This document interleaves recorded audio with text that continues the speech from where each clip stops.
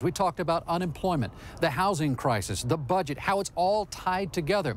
And the president this time around said things are getting a little better, but there is room for improvement, especially when it comes to housing. And he offers some solutions today.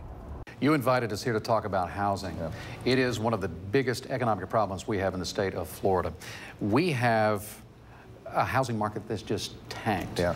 More than half of the people, or about 2 million folks, are underwater on their homes. They can't afford to stay in their homes. The homes aren't worth what they're paying for them.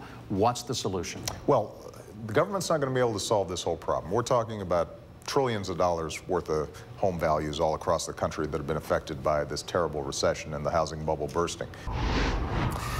Now, again, as the president said, this has to get through Congress, this idea of refinancing for homeowners, and critics abound. I mean, there are those who say that this is risky business. Basically, you're offering low-interest loans to folks who are already in trouble, and they're saying that if it is FHA-backed, meaning it's 100% guaranteed, could we be pushing the risk from the banks onto the taxpayer? Could we be in for another bailout down the road if it all goes to pieces? Keith, before you go, I understand the president took a shot at Governor Scott over high-speed rail during your talk as well. Well, we talked about jobs and how it relates to housing, really, because, I mean, most people lose their homes because they've lost their jobs. You create jobs, you kind of solve the housing crisis.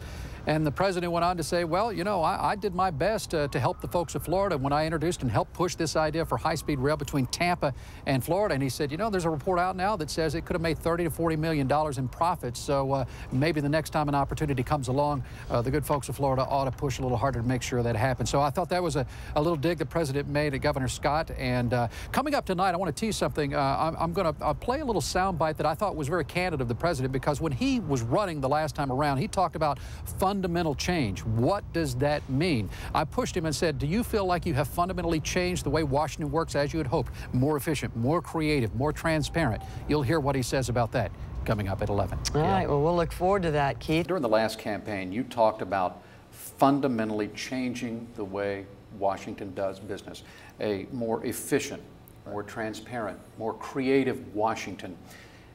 Have you succeeded in that goal? Are we fundamentally better off? Is Washington a better place? Is it working more efficiently? You know, what I can say is that the federal government as a whole is working more efficiently.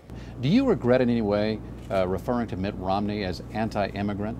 I think we should probably have used the slightly more calibrated language. You brought up the Space Coast a moment ago. Yes. Mitt Romney has been critical of not only you suggesting that we could colonize on the moon, but he also goes a step further and says you're pandering to states like Florida and these key battleground states.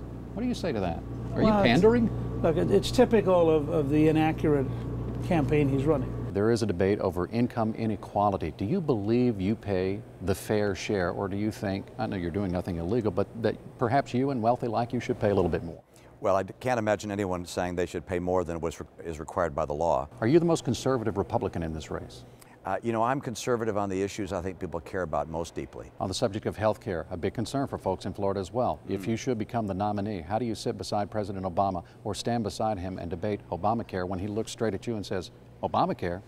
I kind of got the idea from Romney Care. Well, actually, Obamacare is a 2,700-page monstrosity. It's like, let the partisan bickering begin. I mean, you have the Republicans already saying that it's reckless. Democrats are saying it's fair. But it has been like 1,000 days, more than, since the Senate actually produced a budget. How long does the American public have to wait before Congress gets its act together and produces a budget that we can live with? Right. And it makes you wonder about the one you're proposing now. Does it even have a chance? Well, look, I think it's no secret that Congress is very divided right now. I'm Keith Cate reporting in Washington. Now back to you.